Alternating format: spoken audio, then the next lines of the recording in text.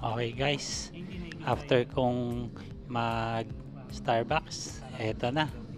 Naghanap na ako ng mga kailangan ko sa pag-edit ng mga videos. Kailangan ko ng keyboard tsaka mouse kasi para mabilisang tapos kaagad sa mga editings. And of course, testing pa rin ng Insta360 ko kung paano yung mga posisyon ng pagkuha ng mga videos. Grabe, hindi ako pinapahiya ng Insta360 X4 na to. Parang may tagakuha talaga ako ng video. Hindi ako nagsisisi na kumuha ako ng ganitong camera. Grabe talaga yung kuha niya. Sobrang sulit kasi sumusunod talaga sa kinukunan kong tao. Nasubukan ko pala guys na gamitin yung built-in mic ni Insta360 Export tapos DJI mic 2 ko. Pag motovlogging medyo may problema kasi parang nagkakat siya lagi. Kinakat ba yung signal yung ganun. Pero so far okay lang siyang kumuha talaga. Kaya hindi ko muna ginamit yung wireless na microphone at gumagamit lang muna ako ng voice over. Anyway, tumitingin-tingin muna ako ng mga keyboard dito sa Octagon. Ayun, yung iba kasi parang medyo mahina, tapos yung iba mahina ang ilaw, tapos yung isa okay siya kasi may patungan ng kamay or armrest pero mahina ang ilaw. Kaya sa una yung pinili ko na lang.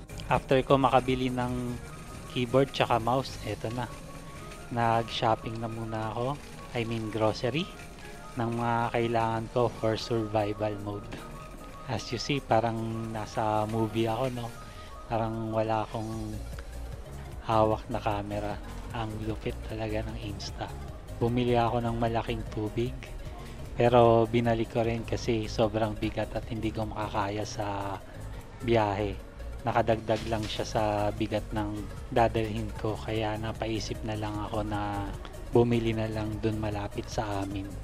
Itong mga oras na to medyo nauhaw na ako kaya naganap ako ng malamig na drinks. Pwede mo namang inumin sa loob basta't babayaran mo dun sa cashier. Pipila na sana ako kaya lang may mga nakalimutan pa akong ibang kunin. Like sabon, sabong panglaba, shampoo, yung mga ganon. Pero ayun, nakalimutan ko pa rin yung shampoo tsaka sabon. Ang nakuha ko lang is sabong panlaba dito. Pati tissue, ganon. Yan. Napapaisip pa ako kung anong kailangan kong tissue. Pero yung pinili ko kasi yung affordable lang ba. Kasi saglit lang naman akong mag-stay dito sa Bataan. At pag bumalik na naman sa Manila, balik toxic na naman. Pati snacks nakalimutan ko rin kumuha kaya kailangan ko talagang bumalik. Ewan ko ba kung bakit minsan na andyan na sa harapan mo yung snacks hindi ka pa rin makapili ng gusto mong bilhin. Anyway mga katropa fish, nandito na ako sa pila. Sa totoo lang, ang haba ng pila na yan kanina pa, halos 1 oras akong nagantay kaya kinausap ko yung kahera kung bakit ang tagal. Wala, nagmamanual pala sila. Kaya lumapit na ako sa kanya, bakit ang tagal-tagal kasi.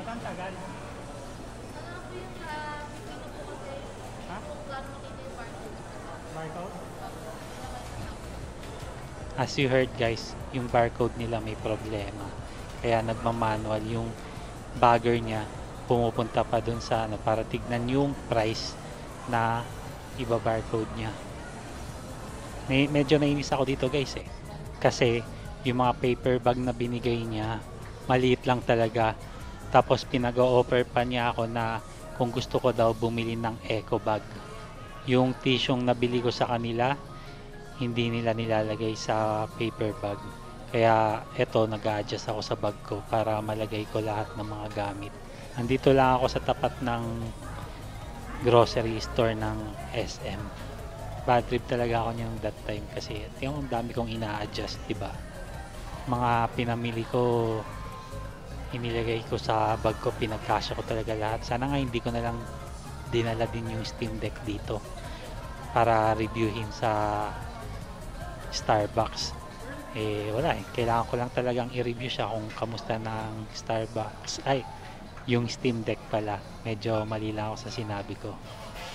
Ayan pa nga nilabas ko na yung Steam Deck para may pasok ko yung tissue na hindi nila nilagay sa paper bag, kaya nahirapan talaga ako that time. Buti na lang pogi ako at kaya kong mag-improvise nitong mga oras na to at pinagkasya ko talaga lahat. Kaya habang wala pa yung pagkain ko, inaayos ko na lahat para isang bitbita na lang or isang hand carry tsaka isang naka paper bag. Yun.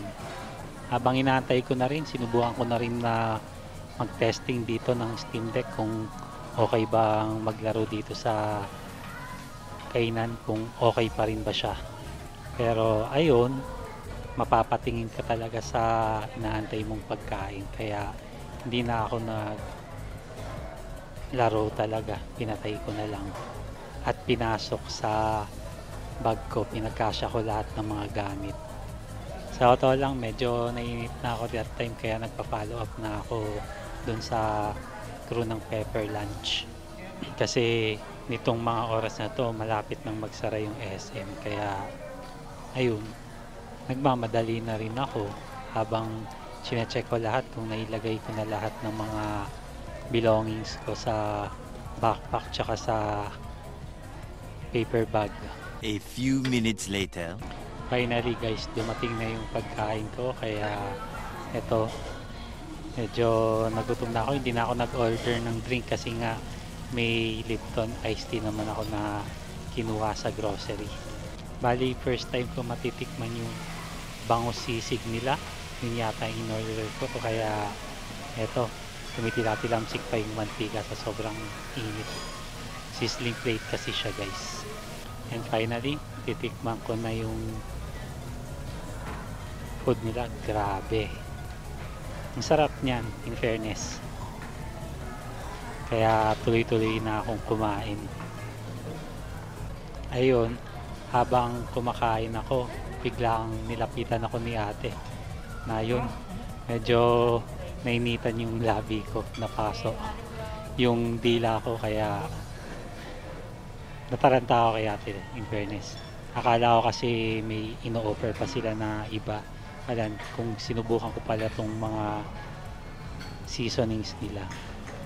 Ayun, nung nilagyan ko siya, hinaluan ko, sarap, mas lalong sumarap yung pagkain ko. Grabe, iba talaga dito sa Pepper Lunch. Hindi ko lang alam kung anong tawag dyan sa hawak ko kasi nga walang nakalagay, kasi kung ano, yung iba lang may nakalagay na seasoning na kung para saan to or what. Dahil hindi tumataktak, binuksan ko na yung takip. Then after that, tinikman ko na ulit.